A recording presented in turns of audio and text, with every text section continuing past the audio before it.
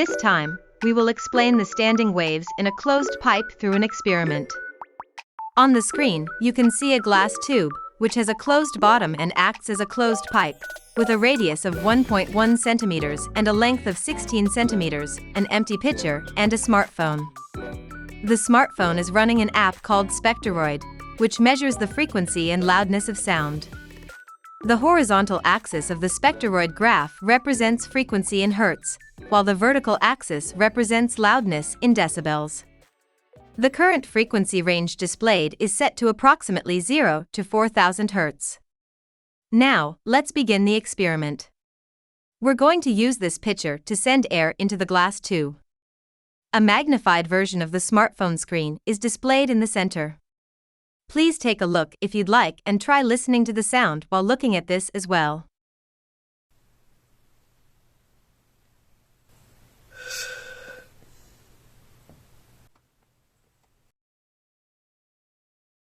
The red line, surrounded by a blue frame, is a record of the maximum value of the previous sound. You can find 4 peaks surrounded by blue circles in this waveform. These peaks indicate that these frequencies were prominent in the sound just heard.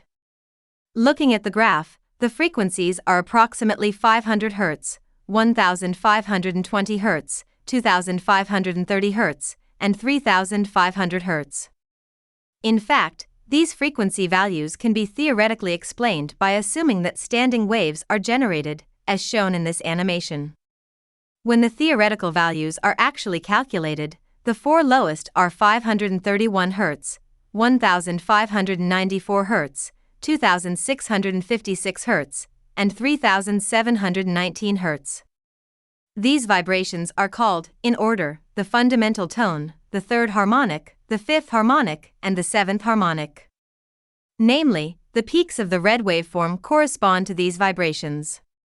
When comparing the measured and theoretical values, the relative errors range from 4.9% to 6.3%. Incidentally, these theoretical values are calculated assuming that the antinode of the standing wave is located at the opening of the glass tube. However, if an end correction is applied, which assumes that the antinode of the standing wave is slightly located outside the opening, the accuracy is significantly improved, as shown here.